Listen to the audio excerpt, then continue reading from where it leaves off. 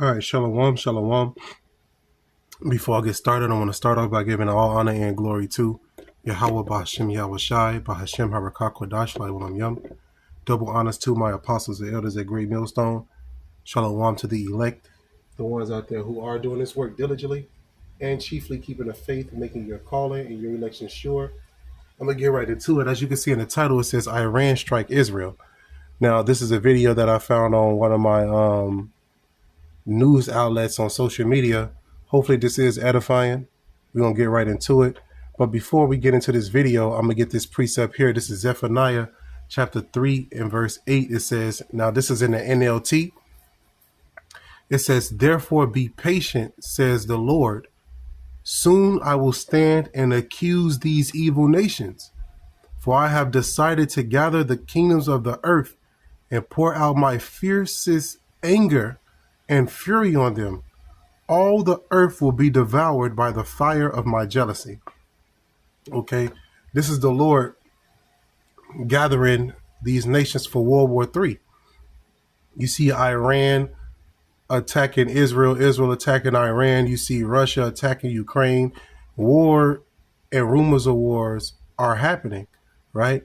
But eventually, World War III, the war to end all wars, is coming, right? We're on the brink of it, you know. And let's get this video real quick.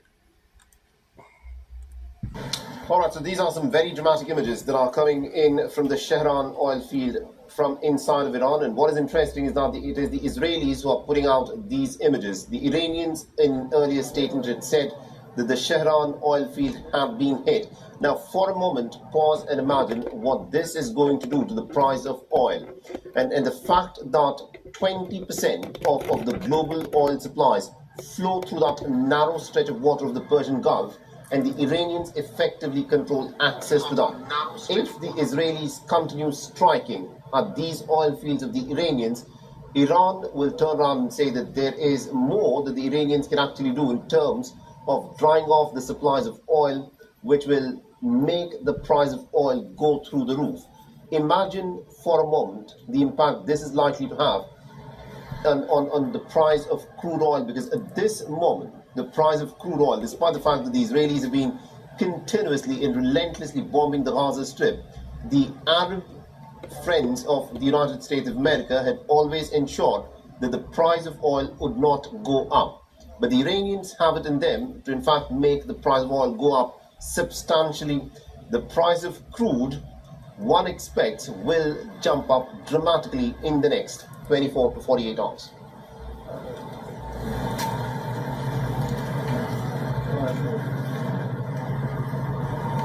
Now, this is the war that's going on. Iran attacked one of the oil rigs of Israel. So now you can expect the prices of oil to skyrocket, to shoot up.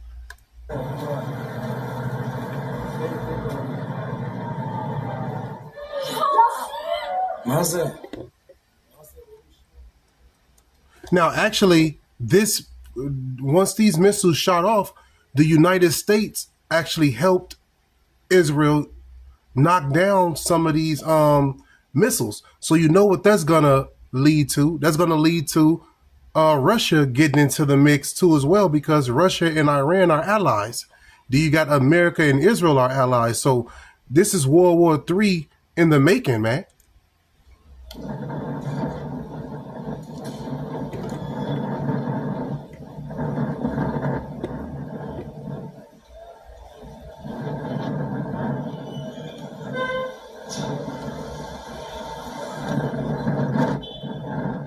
Look at all those missiles.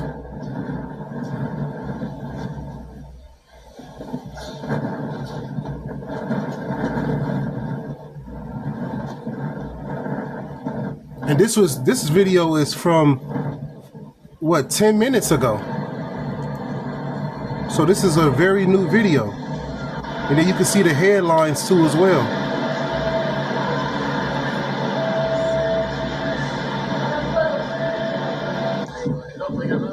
Look at all those missiles. زبجيوت لماذا؟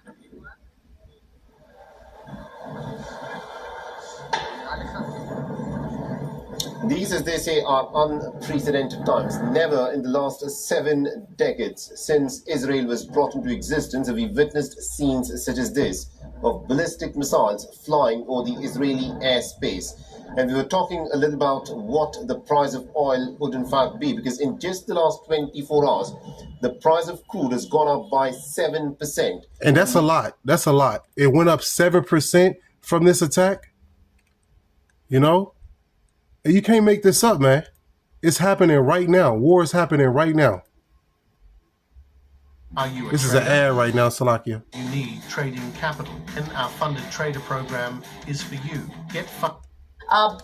Let's just quickly go back across to our esteemed guest, Dr. Azhar Radwan Sidki, who's been with us, sharing her insights as well. Before we let you go, I just want to ask you, and I know we've discussed the point of how this is not just something that affects West Asia, this comes with global implications, but just the sense that you're gathering from the way in which the Israeli targeting of the IRGC commander's residential area.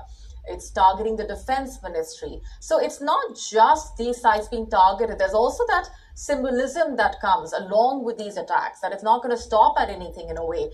We also told our viewers about that Wall Street Journal report, which cited an Israeli official as saying that the Iran supreme leader is also not off limits. That what Israel is aiming for is the collapse of the Iranian regime. By hitting the Ayatollah and the commanders in chief, etc., it is trying to create as much disarray as possible, to the extent that the Iranians themselves will start go against their leaders. And this is what they want. From the start, Netanyahu has been aiming at that and telling the Iranians, go after your leaders. So I think that's what's happening now. All right, we're leaving it there for the moment. Thanks very much for being here on the broadcast and sharing your insights with us on this fast evolving situation. Thank you so much for having me. All right, let's also give you a sense of more news that's just trickling in.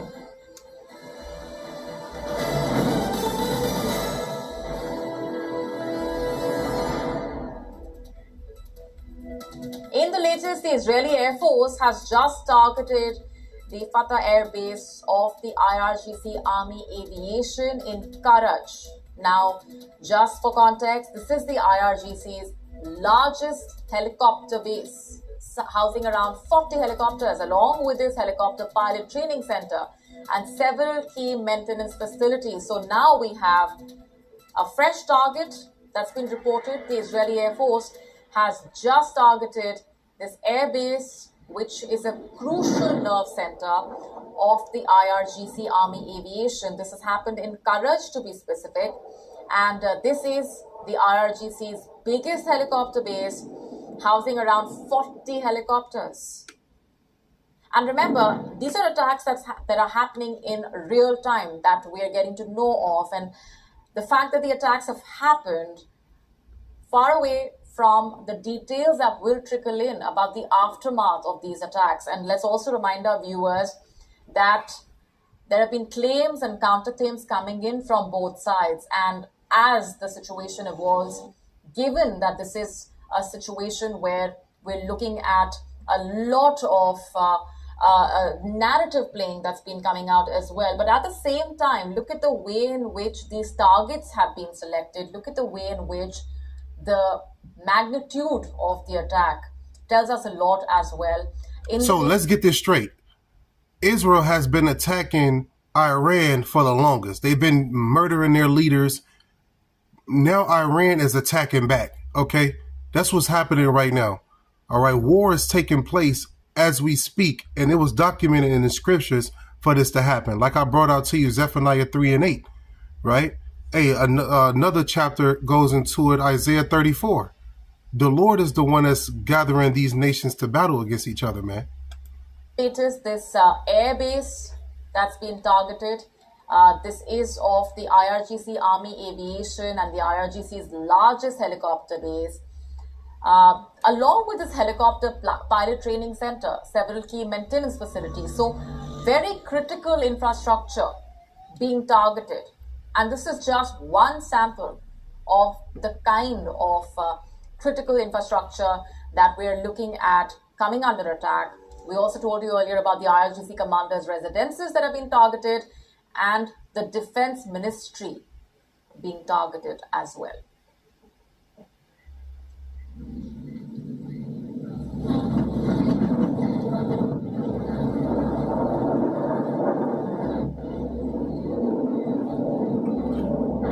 So you got the headline saying Israel's Haifa under attack, 1 killed. So Iran bombed some the area over in Jerusalem. All right, and then Israel bombed one of Iran's major airports that house over 40 airplanes. So it's back and forth going on. So I guess the ceasefire didn't work. These nations can't call off this war because the Lord sanctioned it. World War III is inevitable.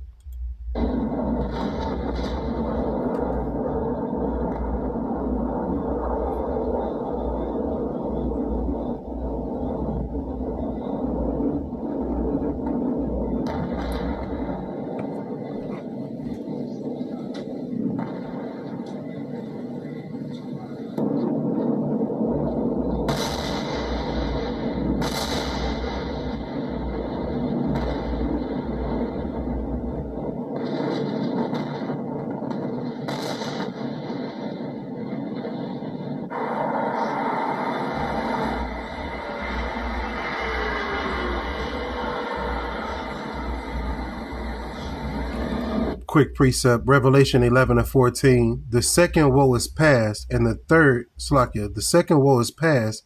Revelation 11 and 14. The second woe is past, and behold, the third will come quickly. So World War I, World War II has passed. The third woe is speaking of the Third World War, and that's coming quickly. So the Third World War is coming quickly, quicker than we ever believed. And these are all nations that's going to be a part of that World War III. Russia, Iran, United States, and so forth and so on. Korea, all these nations is going to be a part of that war, man. All right.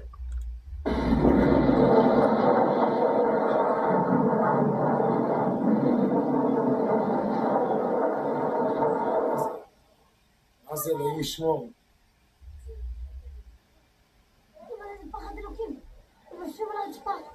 נופל ב100%. השחתיכות של הטילים... יצאו עד 10. זה נפל 50. לא ספרתי.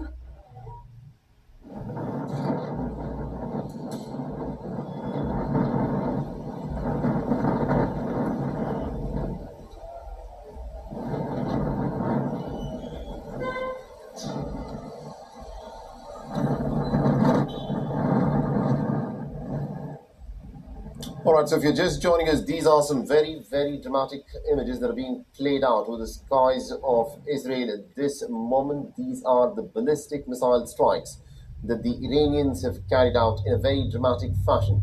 Now, remember what is unfolding at this point of time, and it's happening simultaneously. It is not that the Israelis have hit Iran and then Iran is hitting back. What we are looking at unfold at this moment is that the two nations are having a go at each other, lashing each other with their missile and drone strikes. This is happening right now. And what is also important to highlight at this moment is that the war has now qualitatively changed. The Israelis started by targeting the oil and gas refining facilities within Iran, and immediately afterwards, within a span of about 3 to 4 hours, Iran has hit back with one of the biggest oil and gas refining facility in Haifa. So these are some of the images of some pretty dramatic drone and missile strikes that are being carried out. And at this moment, this is what Israel Katz, the Israeli defense minister, claims, that Tehran is burning because of the attacks that the Israelis have in fact carried out on Tehran in the span of the last couple of hours. And also reports are coming in that the Israeli Air Force has targeted the Fatah Air Base of the IRGC Army's aviation in Karaj. This is the IRGC's largest helicopter base, which houses about 40 helicopters along with its helicopter training center and several other key maintenance facilities. Now, the port city, the southernmost port city of Eilat in the state of Israel, has also reportedly come under attack. There are reports of sirens that are being sounded over there.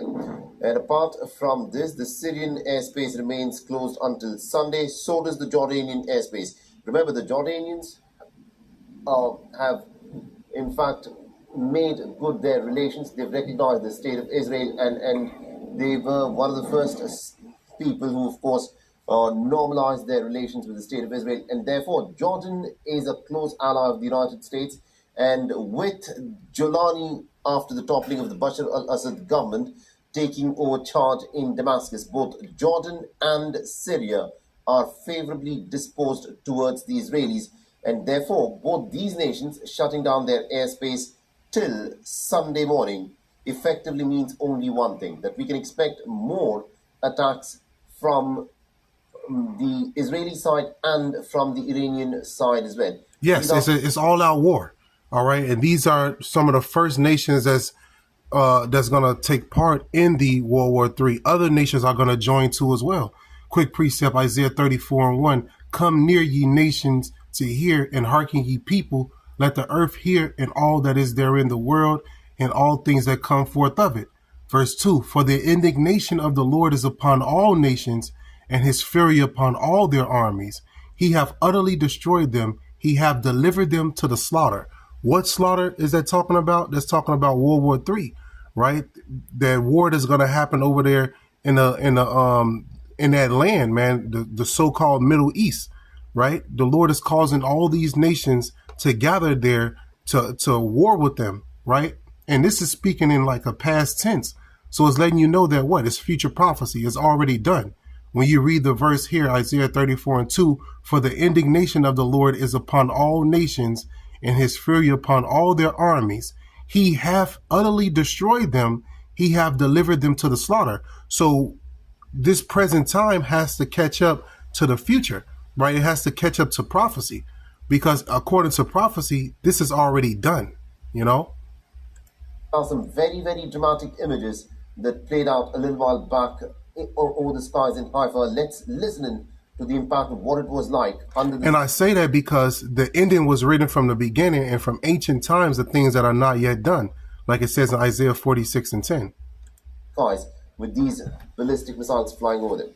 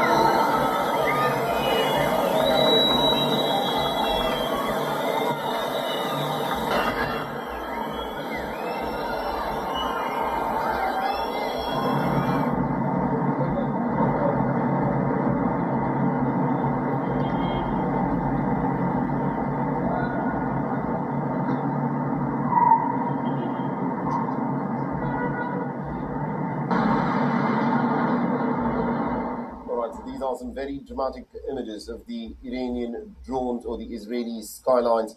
And also joining us in the broadcast, we've got Dr. Paul Dorfman, who's a Bennett Scholar at the Bennett University at the University of Sussex. He's also a member of the Irish Government Radiation Protection Advisory Committee and chaired the Nuclear Consulting Group. Thank you very much indeed, Dr. Dorfman, for joining us on this broadcast. Now, let me start off by asking you this. Considering these dramatic attacks that we've witnessed in the course of the last 60 to 90 minutes, in your assessment, what's playing out here? Why is it that Iran and Israel are lashing out at each other in these very dramatic missile and drone strikes? Israel's stated war aims were to cease the enrichment of uranium to make a bomb. The problem is that Natanz, which is the major uranium enrichment site to make a bomb, is 8 meters below reinforced concrete and hard rock. And Fordo is about 80 to 90 meters deep. Now, in order to reach these facilities, the only thing that can possibly reach these facilities is the US bunker-busting GBU-57B bomb. Now, this is 14 means 6 meters long and can only be launched by a US B-2 bomber. So there are two options here. Either the US gets involved, and in terms of the US's war aims, it is then able to actually attack the enrichment facilities, which is the key to what started this, let's say, war. Or there are softer targets. What do you mean softer targets? Well, the targets that you're being seen, that you're seeing. But in terms of what's also happening... Now, let's hold off there. The guy said that the U.S. got to get involved, right? Look at this article right here. All right. It says U.S. military has helped shoot down Iranian missiles headed for Israel, right? It said, let me see here. It's like, it says the U.S. military has helped shoot down Iranian missiles headed for Israel, right? It wasn't immediately clear which U.S. military assets were used. Israel said fewer than 100 rockets have been fired. So what do that let you know? That lets you know that United States is a part of this war, and eventually the big brother of Iran is going to join this war, which is Russia. You see, these two nations have big allies, big superpowers. Israel got the United States and Iran got Russia. So the Lord is bringing all of this to fruition, man. Both in terms of Haifa, but also in terms of what's happened in Iran, are targeting oil. Now, in strict scientific technological terms, the Gulf is a almost entirely enclosed sea. It's shallow. It has a very low turnover. Now, Bushehr, so Israel says that it's going to go for potentially other Iranian targets, okay, nuclear targets. Now, Bushehr is the only substantial nuclear power plant in Iran, and there's Bandar-e-Abbas, which... Will Vivek Ramaswamy win the governorship of Ohio? So, like, yeah, that's an ad. 26? Buy a yes for 55. By the sea on the Gulf. Now, the key problem is, and it's very, very important to consider, and Saudi needs to consider this, Qatar, Oman, all of the Gulf states who rely on the Gulf for desalination. If these plants are hit by whoever, the Gulf gets contaminated, severely contaminated by radionuclides, then the Gulf states have a severe drinking water problem because the desalination plants will be ineffective. I think you're making a very logical point there that if these nuclear facilities are hit, it can contaminate the drinking water sources of the entire Gulf region. But I'm pretty sure that the Israelis who started off with Operation Rising Lion, a name with clear biblical connotations there, which is also backed by the United States of America, is not thinking about the nitty-gritties of whether people will have a source of clear drinking water that is not contaminated with nuclear radiation. In terms of what we are witnessing, this is a hot war, and the Israelis since this evening have struck some of the oil and gas refining facilities within Iran, for which the Iranians have responded by hitting back at the oil and gas refining facilities that Israel has in Haifa. So they both are targeting infrastructure. All right. These militaries, they don't target random things. They target infrastructure, schools, oil rigs, electricity grids, things like that. This war is about to escalate, full-fledged. Like the guy said, this is a hot war, meaning they're attacking both sides, you know, both sides shooting off missiles. The question that I want to ask you is this. What do you think this will do to the price of oil, and what will that impact be on the global economy? Okay, the price of oil clearly is absolutely key here, and also there's the question about what's going to happen in terms of how to get the oil out of the Gulf as well too, because Iran can presumably shut off. So it will affect the oil economy without any question, and we will see the price of oil. The price of oil already has been severely impacted by this, but it's not simply talking about the price of oil. I mean, money is money, but you can't drink or eat money. Mm-hmm. Now, in terms of the recent attack on the Gulf, the Iran oil refineries, that also contaminates the Gulf as well too. Now, you have to remember that the Gulf is a very shallow sea, you know, right. It's 30 meters deep. It doesn't turn over. So what happens in the Gulf stays in the Gulf. And all that implies for desalination plants that Saudi, Qatar, Oman, UAE, and Iran depend on. So Saudi better get its act together in terms of talking to the Americans in terms of these kinds of potential targets. You know, you're making a very significant point, but do you think this is something that the Israelis are thinking about? Because when Netanyahu spoke earlier this evening, he was clearly indicating at a regime change that he wanted to bring about in Tehran with the help of the Americans. What that means is an all-out war between Israel and Iran. Israel, without doubt, is a nuclear nation. Iran has enriched to, 60%? Now, 60% is still bomb-making material. Okay, if you want to talk about mutually assured destruction. Dimona is a well-known Israeli nuclear military site. It's well understood that it exists. Right.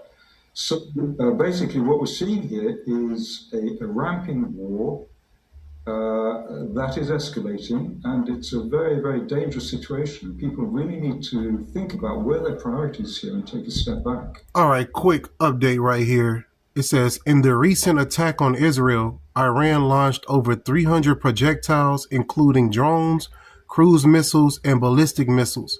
Specifically, the barrage consisted of around 170 drones, over 30 cruise missiles, and more than 120 ballistic missiles.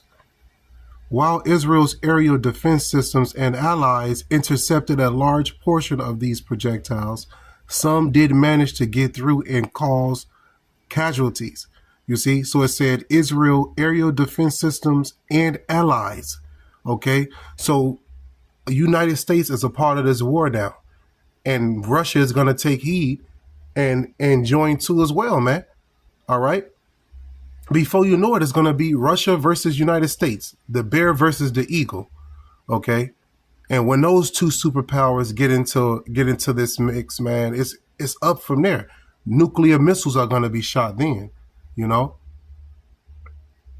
But this is all retaliation. All right. Iran is retaliating against Israel. The least of the flock shall draw them out, like it says in Jeremiah. So you got these small hats causing war with the nations, ultimately to usher in their downfall. Okay, they're going to usher in the downfall of their own Edomite kingdom. And this is all prophecy. All praises to the Lord, you know, for these things taking place. And we get to see these things happen right now. We're seeing it. We're a part of this generation that's seeing the downfall of our enemies, man. You know, and that's a beautiful thing. To know that World War III was documented in prophecy, documented in scripture to happen, and we're actually seeing it take place right now, you know? And we know that after this war comes what? The kingdom. So we can't wait for this to happen. We want all these nations to go to war with each other, so that way they can get rid of each other, and usher in the kingdom of heaven. Yahweh Shai is coming back, in the midst of this war, like it says in Matthew. Matter of fact, what's that? Matthew chapter 29. And I'm going to end it with this. This is the book of Matthew chapter 29. Well, that's 28 selected.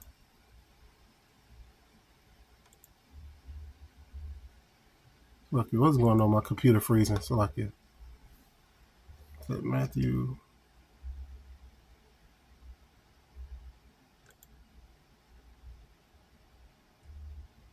My computer is freezing right now. Bear with me. All of a sudden.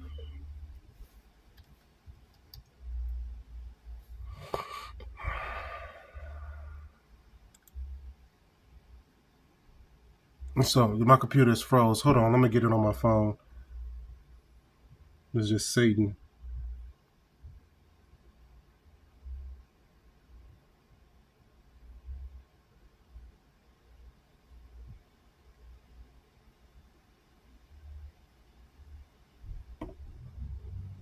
That's not it.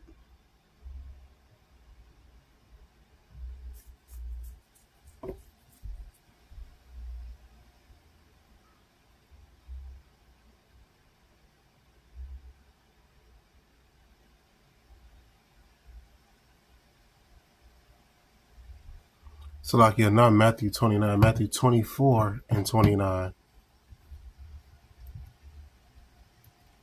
Your computer is not frozen no more. I'm going to end it with this. This is Matthew chapter 24 and verse 29. It says, immediately after the tribulation of those days shall the sun be darkened, and the moon shall not give her light, and the stars shall fall from heaven, and the powers of the heavens shall be shaken. This is referring to what? The nuclear war, right? Immediately after the tribulation of what days? The days of Jacob's trouble, right? The days of persecution, the days of insurrection. All right, the sun shall be darkened and the moon, meaning these nations, their wisdom, their knowledge, and their understanding will not be able to give them light, will not be able to help them, as well as the sun and the moon will be darkened by the smoke cloud from the mushroom cloud from the nukes. It says, and the stars shall fall from heaven. This is a twofold verse. Okay, the stars shall fall from heaven is referring to how their idols will fall, right? As well as it's referring to how the nuclear missiles, when they fall, is going to look like stars falling. And those stars or those nukes are what's going to cause the powers to be shaken, right? It's going to be a lot of nukes, man. Earthquakes are going to be around the whole entire earth because of the impact of these nukes. All right. Verse 30, it says, and then shall appear the sign of the Son of Man in heaven. Who's that Son of Man? That's referring to Yahweh Shai. Okay, so Yahweh Shai is coming in the midst of that World War III, in the midst of those nuclear missiles being shot off, to do what? To deliver his elect from that fire, to deliver his elect from that impending doom, right? Matthew 24 and 30.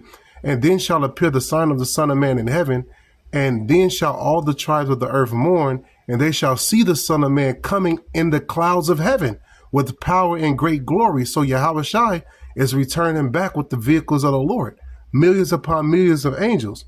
And those angels in those chariots, they're coming back to destroy too as well, right? They're coming back to set people on fire, to issue out judgment too as well, man.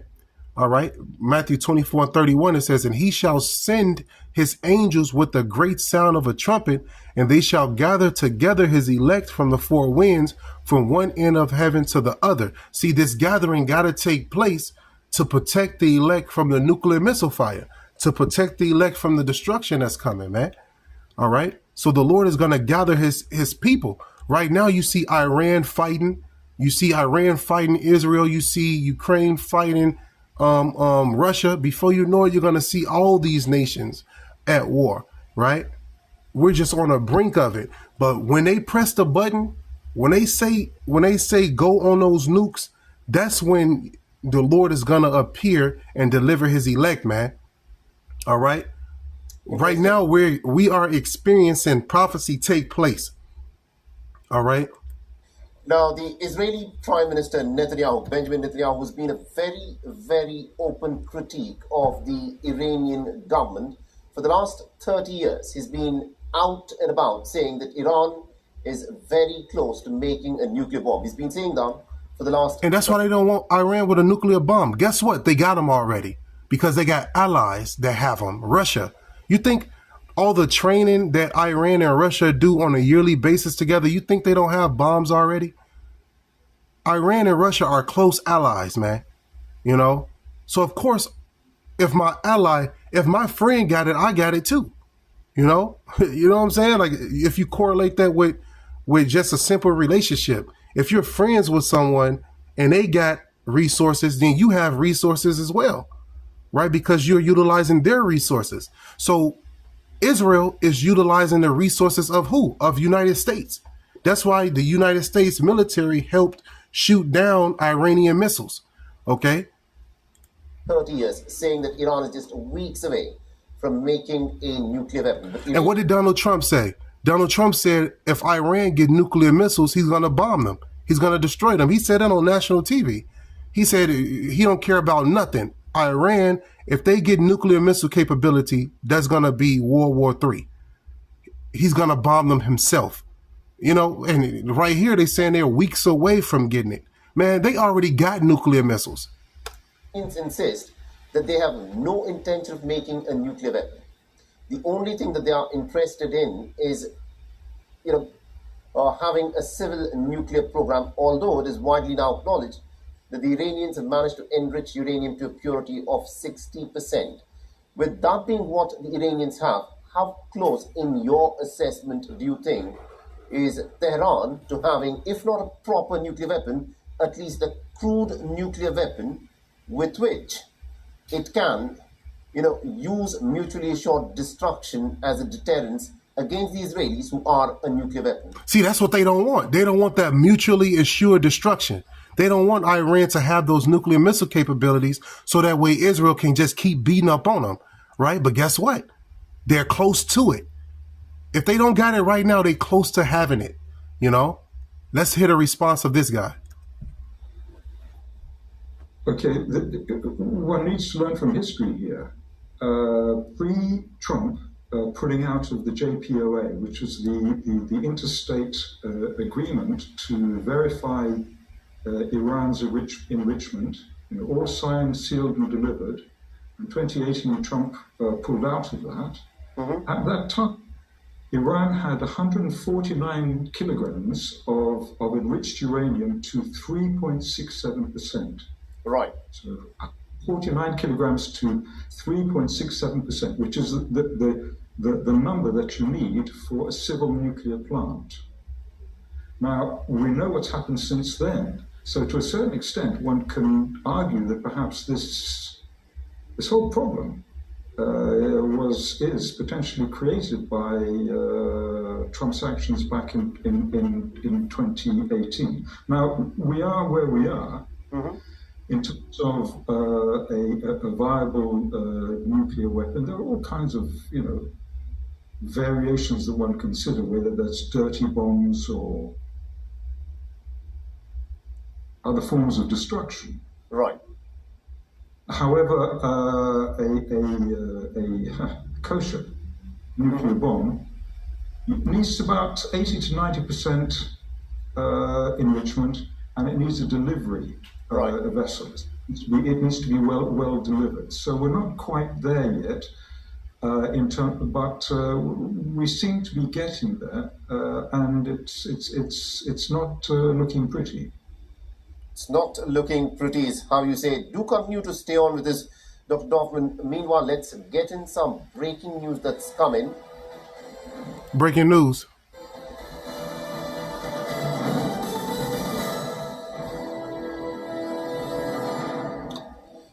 All right, now these are some images that are said to be from the state of Israel, where it is chaos inside of Israel as Iran continues with its bombardment. Now, these are some of the images of people who are struck amidst the Iranian missile strikes. There are buses, there are four-wheelers that are seen queued up inside of what appears quite clearly to be a tunnel at a time when the Iranian ballistic missiles were flying above them in the skies. So these are some of these interesting images of what people have done to try and stay safe when the Iranian ballistic missiles were over the skies in the Israeli airspace.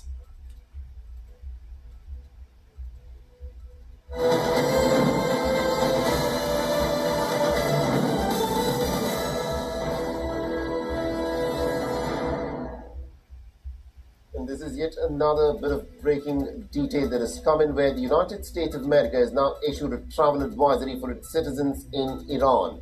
The State Department has now said that the US citizens should depart from Iran immediately. The travel advisory comes as Iran is carrying out ballistic missile strikes in retaliation to the Israeli attacks that have taken place inside of the country. So this is a very significant and a very dramatic bit of an information, where the United States has now issued a travel advisory for its citizens in Iran, where the State Department is now asking all American citizens to immediately depart from Iran. What does this mean? What are the implications of that? And what does this mean about the American involvement in this war? We've got Dr. Paul Dorfman. Dr. Dorfman, this is an interesting advisory. One assumes that during times... Yeah, imagine that. If America wasn't involved, then why are they telling their citizens to leave Iran? America is about to do something in retaliation because, like I said before, America is the big brother to Israel, right? Is the reason why Israel has so much power and firepower is because of America. So they're telling their citizens, it says U.S. State Department citizens must depart Iran immediately. Why? Because America's about to bomb that place, you know? And call Halayim Yahweh Shem Yahushua. All praises to the Father and his Son, right? For allowing us to see this time, for allowing us to be alive to see this actually takes place. You know, a lot of people would love to see what's happening right now, but they're in the Shemayim right now. You know, we're in a beautiful place right now as prophets, as the people of the Lord, to see how the Lord is literally fighting on our behalf. Because right now you're seeing Iran and Israel fighting each other, but why are they fighting? Why are they fighting? They're fighting for new position. They're fighting for who's going to rule next, right? That's why Russia's fighting. That's why America's fighting. But the nation that's going to rule next is the kingdom of Israel, right? That's the nation that's going to rule next. So really all of this fighting is to bring forth the kingdom of heaven, you know? The war and advisory such as this is pretty routine to be put out, where the State Department is now asking all American citizens to immediately leave from Iran. But considering the speculation that has been doing the rounds about the potential involvement of the Americans in this war, is this the clearest indicator where the Americans are now telling their citizens that things are going to get really, really hard within Iran, and therefore they want all American citizens to be out? It seems that Netanyahu played his cards better than Trump. Now, the day before this attack, Trump was saying that a nuclear agreement between the US and Iran was imminent, with a new meeting scheduled in Oman, who are the traditional peacemakers. It could be argued that Netanyahu actually went ahead without the American go-ahead, thus forcing Trump into some sort of face-saving, oh, well, yes, I knew all about it kind of... You see that? The least of the flock shall draw him out. The least of the flock shall draw him out. Israel acted without Trump even knowing, right? That's crazy. Let's hear this. Discourse.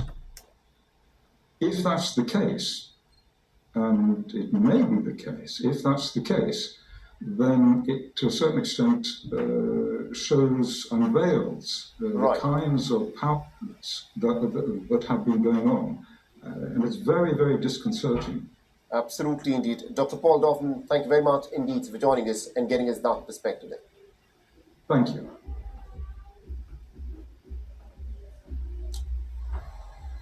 All right, let's now shift our attention to what is happening in the United States of America. These are live images that are being beamed out from the United States, where there is a massive military parade that is unfolding to celebrate the 250th birthday of the American Army.